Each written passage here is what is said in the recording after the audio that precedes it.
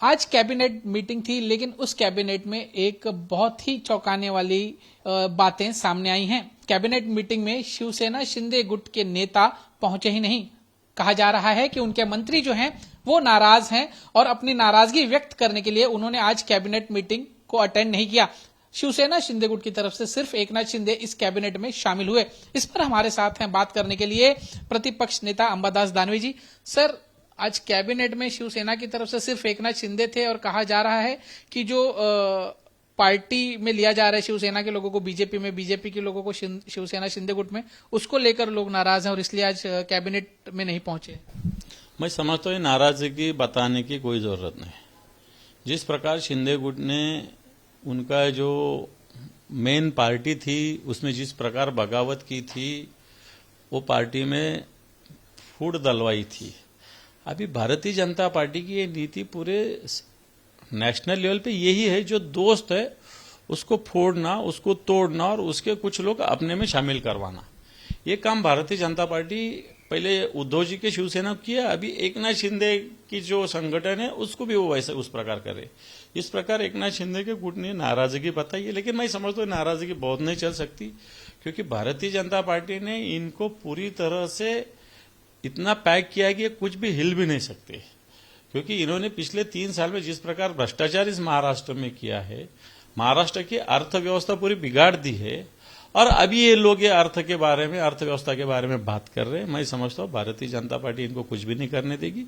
Bharatiya Janata party ने अभी शिंदे गुट को भी पूरी तरह खत्म करने का निर्णय लिया है। सर, नाराजगी की एक और वजह बताई जा रही है कि जो शिवसेना शिंदे गुट के मंत्री हैं उनका कहना है कि उनको फंड्स पर्याप्त मात्रा में नहीं दिए जा रहे, जिसकी वजह से उनको काम करने में दिक्कतें हो रही हैं।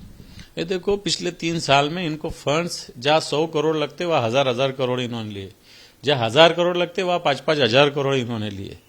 और अभी इसके परिणाम ऐसा हुआ कि महाराष्ट्र की अर्थव्यवस्था पूरी खोखली हो गई है। आज महाराष्ट्र के तिजोरी में खर्चा करने के लिए पैसा नहीं, डेवलपमेंट पूरा ठप हुआ है। और इन्होंने जिस प्रकार कॉन्ट्रैक्टर शाही लाई, जो कॉन्ट्रैक्टर की एक बड़ी लॉबी लाई, जिसके माध्यम से पूरा महाराष्ट्र में भ्रष्टाचार फैला है, अभी महाराष्ट्र में इस प्रकार का काम करने के लिए कोई पैसा ही बचा नहीं। परिणाम ऐसा हो रहा है कि शिंदे गुट के लोगों को कोई फंड नहीं मिल रहा है, ये किसी को भी नहीं मिल रहा है। इसलिए ये बात करने की जरूरत नहीं। शिंदे राज्य के सीएम रह चुके हैं, उनको महाराष्ट्र की अर्थव्यवस्था अच्छी तरह से मालूम है, लेकिन ये कुछ ना कुछ कारण बता रहे हैं। लेकिन भारतीय जनता पार्टी ऐसे कारण को कोई भी काउंट नहीं करेगी। जी सर, दोनों ही पार्टियों के मंत्री दावा कर रहे हैं कि सब ठीक चल रहा है, लेकिन फिर भी चंद्रकांत बावनकुळे एकनाथ शिंदे से मिल रहे हैं, उदय सामंत जो शिवसेना शिंदे गुट के मंत्री हैं वो रविंद्र चौहान जो प्रदेश अध्यक्ष हैं उनसे मिल रहे हैं। आपको क्या लगता है? ये देखो, ये तो फॉर्मेलिटी करना पड़ती है। ऐसा नहीं रहता है कि चलो आज आए नहीं तो जाने दो, ऐसा थोड़ी करती है पार्टी। इसलिए बावनकुळे साहब ये भारतीय जनता पार्टी के सीनियर लीडर है महाराष्ट्र के, वो अगर मिले होंगे और उदय सामंत साहब भारतीय जनता पार्टी के अध्यक्ष से मिले होंगे तो मैं समझता हूँ बहुत बड़ी बात नहीं।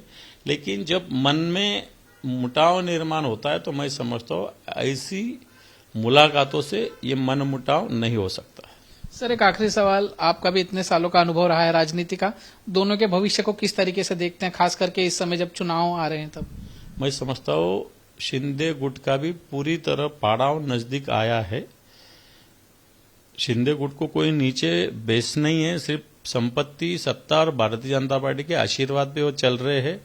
मैं समझता हूँ अभी ये इलेक्शन स्थानीय निकाय के जब होंगे, भारतीय जनता पार्टी शिंदे गुट को पूरी तरह नेस्तनाबूद कर देगी। सर, एक आखिरी सवाल, कहते हैं सुबह का बुला शाम को घर आ जाए तो उसे माफ कर देते हैं, क्या अगर ऐसा कुछ? इसको भूला नहीं कहते, ये तो गद्दार है ना। भूला अलग होता है, गद्दारी अलग होती है। इन्होंने तो गद्दारी की है ना, इसलिए शाम को घर आए तो भी मैं नहीं समझता हूँ घर में इनको कोई आने देगा। बिल्कुल, तो ये भूले नहीं है, ये गद्दारी की है, और गद्दारी करके अगर वापस आए तो जाहिर तौर पर जो शिवसेना उद्धव गुट द्वारा है उनके दरवाजे जो है वो हमेशा के लिए बंद हैं। ऐसे साफ संकेत जो है फिर एक बार अंबादास दानवे जी ने दिए हैं। कैमरामैन अजय के साथ दीपेश त्रिपाठी, मुंबई आज तक।